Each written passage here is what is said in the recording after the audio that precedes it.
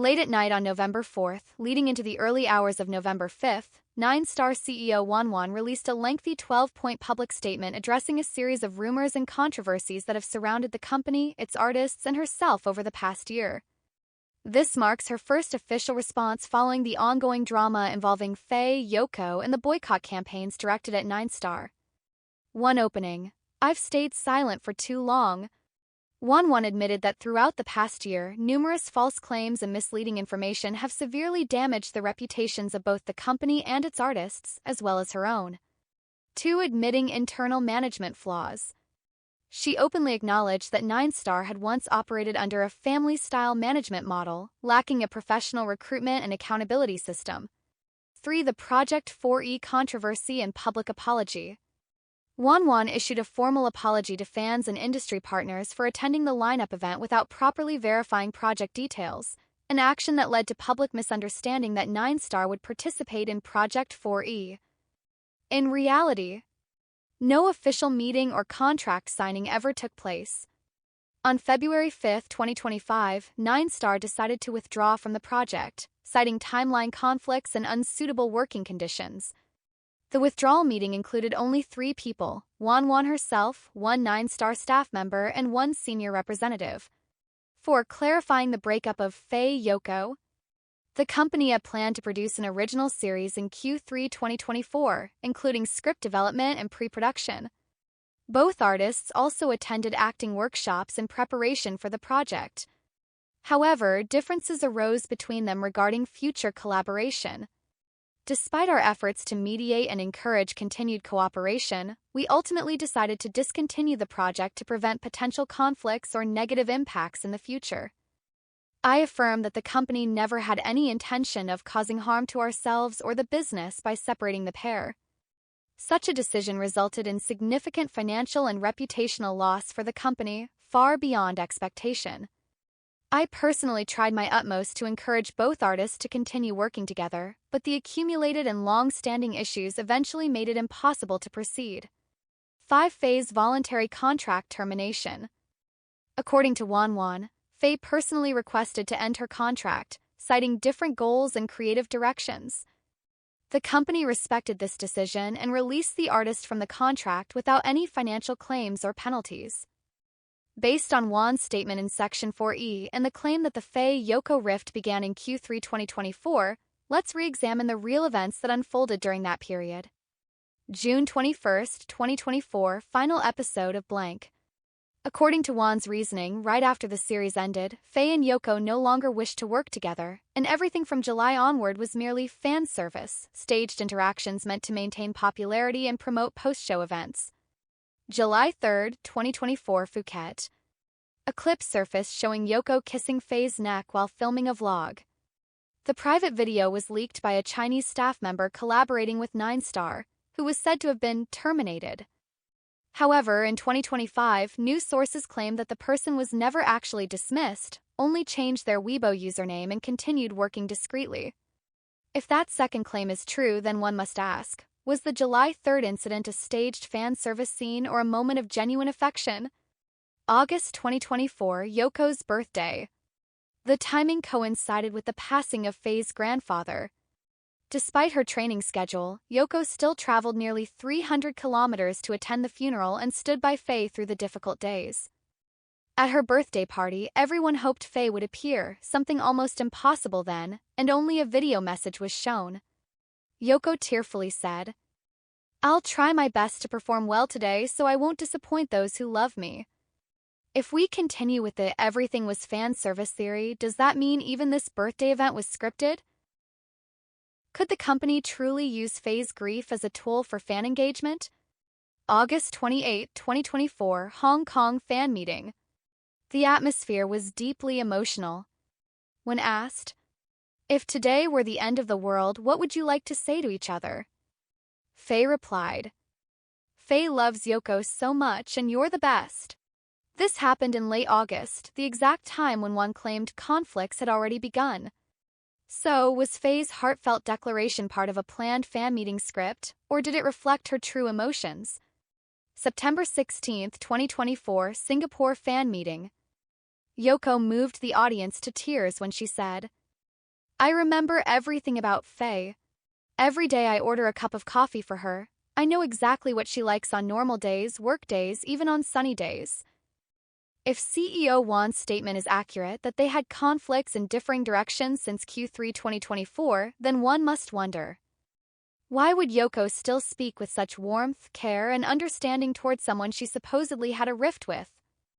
If this was merely fan service or a scripted act, then Yoko must have been an exceptionally skilled actress, capable of making thousands believe those emotions were real. Wan also claimed that 9star had planned to produce another FayeYoko drama project in Q3 2024, and that both actresses had even attended acting workshops together in preparation. However, according to her, due to personal conflicts and differences in career direction, they were unable to continue filming the second series together. But here's the puzzling part. If they supposedly couldn't cooperate in a drama project, how could they still appear side by side at fan meetings, photo shoots, live streams, and public events followed by thousands of fans? If they were professional enough to maintain chemistry and emotions on stage for work, why couldn't that same professionalism be applied on set, where everything is controlled and supported by the production team? Looking back at the key period of July, August, September 2024, anyone could see how Faye and Yoko continued to show genuine affection and care for each other, through every action, glance, and word. Those weren't the behaviors of two people in a relationship conflict as Wan described. If they truly had been at odds since Q3, as the CEO claimed, then FayeYoko must have been the finest actresses of all time, because they played their roles so flawlessly in real life. By early 2025, before the 4E project officially surfaced, Faye and Yoko held a joint fan meeting in Taipei, their final event together before parting ways.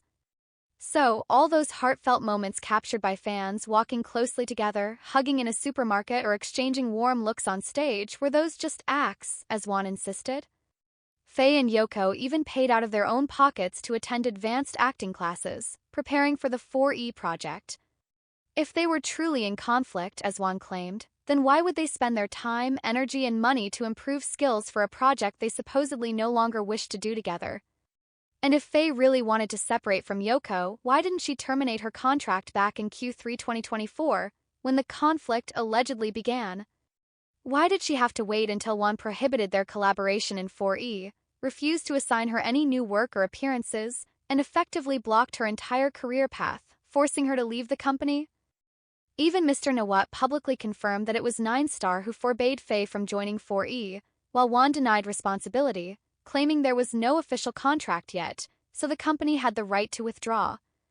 Wan also stated, the company decided to decline participation after evaluating that the schedule and working conditions might not allow the artists to cooperate smoothly. But in reality at that time, 9star had no busy schedules and no major events. So what exactly was the conflicting schedule Wan was referring to? Was this merely a convenient excuse, a way to rationalize the narrative that the split happened because Faye and Yoko had professional and personal conflicts, while absolving Wan of any fault?